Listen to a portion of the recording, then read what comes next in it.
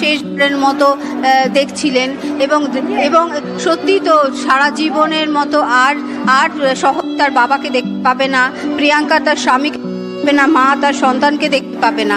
কিন্তু সাধারণ মানুষ এবং বিভিন্ন যে সেলিব্রিটি তারাও কিন্তু প্রত্যেকে বাইরে অধীর আগ্রহে অপেক্ষা করছে যে রাহুলের শেষ যে দেখা সেটা একবার তারা দেখতে চাইছেন, শেষ শ্রদ্ধার জ্ঞাপন করতে চাই।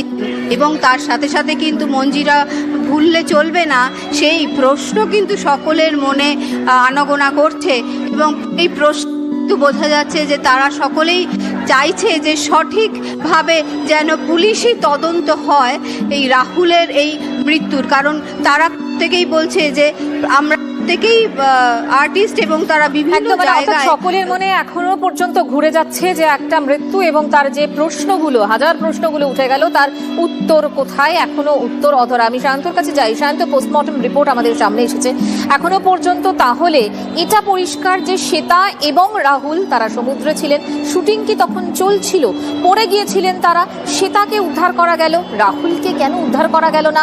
রাহুল কতক্ষণ পর্যন্ত সমুদ্রের মধ্যে জলের মধ্যে ডুবেছিলেন, যার ফলে নোনা জল আর বালি এতটাই ফুসফুসে ঢুকলো যে তার মৃত্যু পর্যন্ত হয়ে গেল? শান্ত,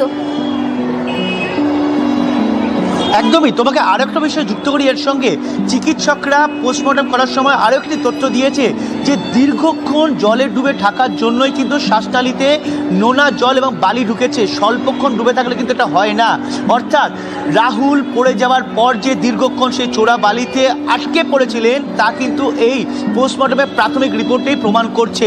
আরও একটি প্রশ্ন, যেখানে দেখা যাচ্ছে যে এই যে টোটাল টিমটা গিয়েছিল তাদের প্রোডাকশনের, তাদের এতজন ছিলেন, তারা কোথায় ছিলেন? তারা দাবি করছেন রাহুলকে তারা মানা করেছিলেন। যখন মানাই করেছিলেন তাহলে যখন ঘটনাটা ঘটছে তাহলে তাদের নজর কোন দিকে ছিল? এত বড় একটা ঘটনা, জল চলে তাদের কথায় সমুদ্রের জল বেড়ে গিয়েছিল, তখন কেন তারা দৌড়ে গিয়ে তাদের দায়িত্ব একজন